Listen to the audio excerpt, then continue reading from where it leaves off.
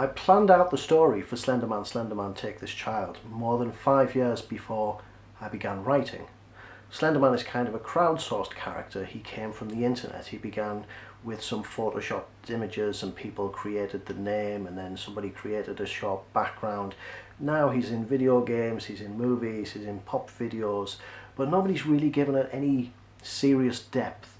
I wanted for the character to live in a universe where there was a deep and rich history, where there was a mythology that was so potent that the Slenderman character was only one tiny component of it. I wanted it to be much bigger than we'd seen before.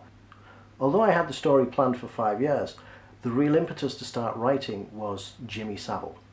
Now, Savile was a television presenter in the UK, very famous, really well known, considered one of the great people of our time.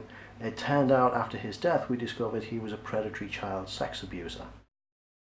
In the wake of Jimmy Savile, the police set up what we call Operation U-Tree. This was a special operation to look at historic child sexual abuse cases, and it started to ensnare politicians and pop stars, media personalities. They were all getting caught, all going to prison, and in Britain we realised this was a much bigger problem than we'd ever imagined. It was a failure of imagination. We couldn't believe that this was happening so frequently. Now, nobody wants to read a book about child sexual abuse, but what I was able to do was cherry pick individual moments from these real cases so that when you read it you would instantly recognise, oh, okay, this is from U-Tree, this is Rotherham, this is Savile, and you would pick out the references.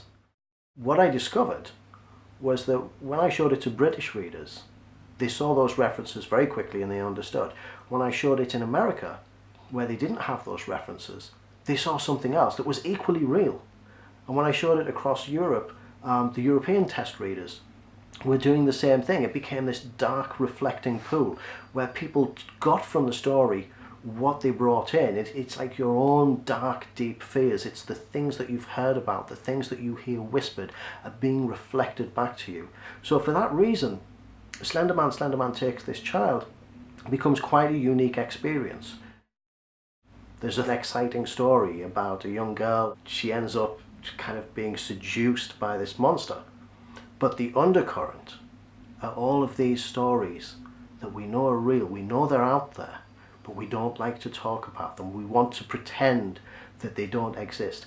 And in Slenderman Slenderman Take This Child, you don't get to pretend. It's going to come back in, it's going to creep in, and it's going to get into your subconscious.